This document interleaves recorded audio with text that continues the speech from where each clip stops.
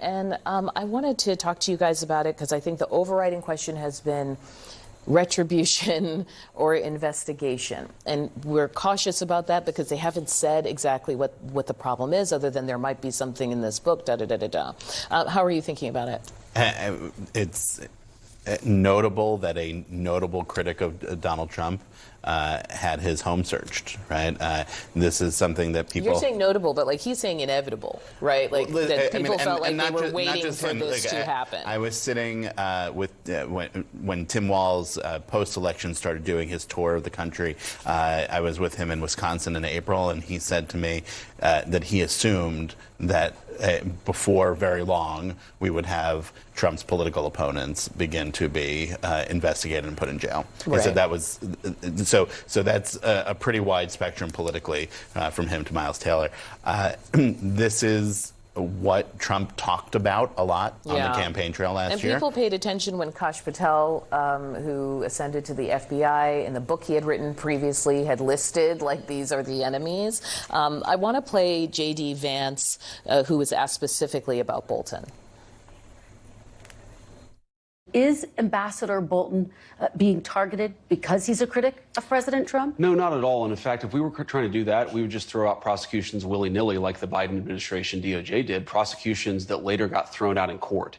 If we bring a case, and of course we haven't done that yet, the Department of Justice has not done that yet, we are investigating Ambassador Bolton, but if they ultimately bring a case, it will be because they determine that he has broken the law. We're going to be careful about that. We're going to be deliberate about that. Yeah, except... You know, just in the last 24 hours, President Trump started on Truth Social going after Chris Christie, another former ally of President Trump, who is a major critic, because he was on television this weekend criticizing Donald Trump and the actions that he took against John Bolton. And we see this over and over again. First of all, the president hates to be criticized on television. Second of all, he really hates people who were former allies and have turned against him. That, to him, is a very, very sore spot. When we talk about retribution, it's also for what I think on the right people describe as lawfare, right? That Trump was under siege from various investigations. And you heard J.D. Vance trying to make this distinction. Like, look, we're not just willy-nilly throwing these things out there.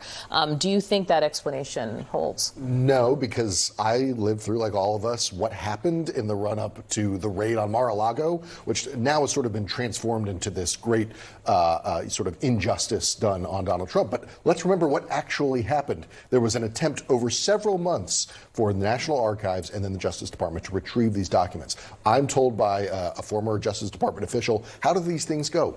The number one priority in these sort of classified documents and information cases is they want to get the information back. And they usually work with attorneys. Just by asking. Okay. That was the difference. The question I have in this Bolton case is, what process did they go through? Because the raid is supposed to be the end, the sort of last resort of that process, not the beginning. And right now, we don't know if that's the case. And that's why it's an important word that the vice president kept using in that clip, which is we.